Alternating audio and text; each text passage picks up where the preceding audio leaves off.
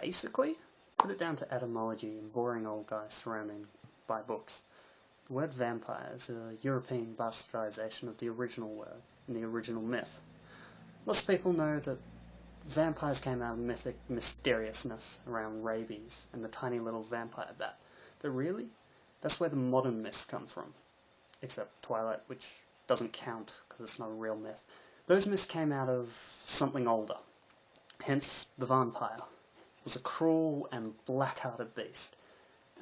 Basically, till Bram Stoker came along, vampires were ugly and fairly similar to zombies in action, just stronger and a hankering for blood rather than brains. The vampire isn't that twisted, weak little ugly thing. The vampire is a demon, a creature older than humanity and near immortal. Can only be hurt by him, and not really hurt, more confused than anything else. If you have any thoughts of tossing some garlic spray or holy water at it, think again.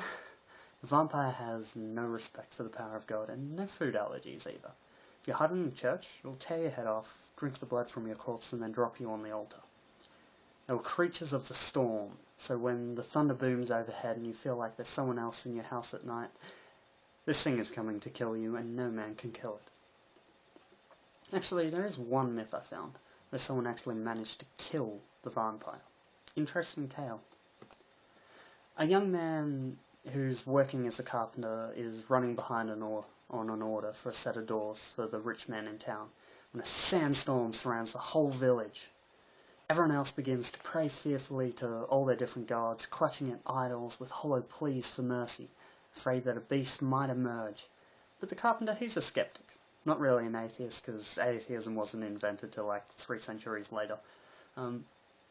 Anyways, he thinks the sandstorm's just that storm.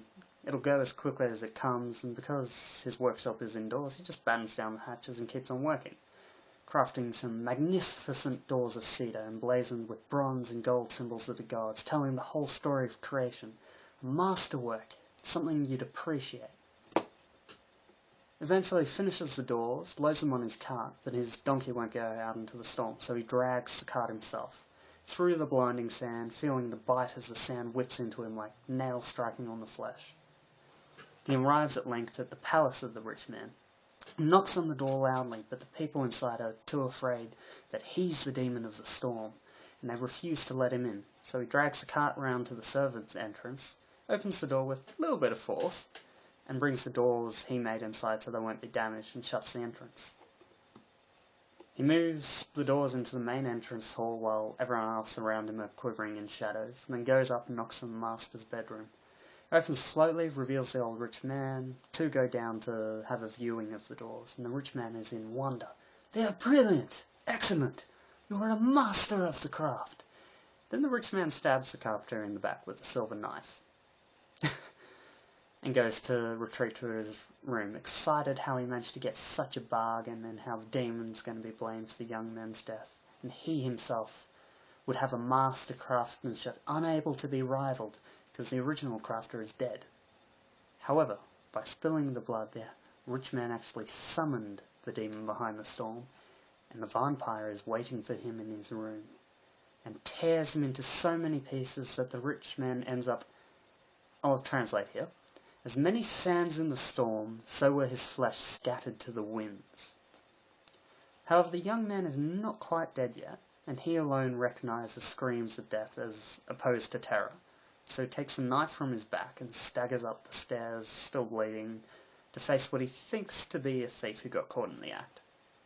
The carpenter instead finds the vampire, a man of nearly 9 feet in height, when it wasn't unusual for most people to only reach 5 foot.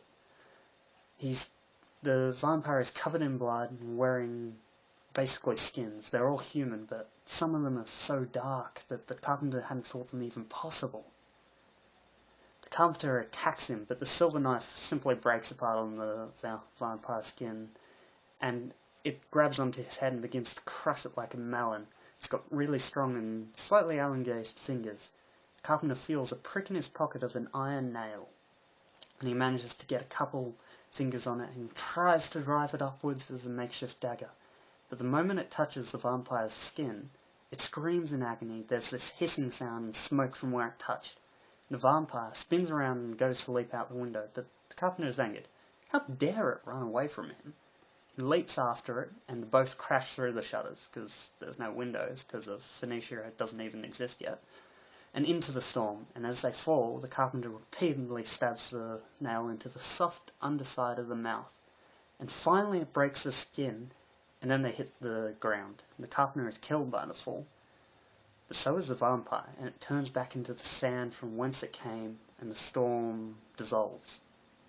That is what a vampire is.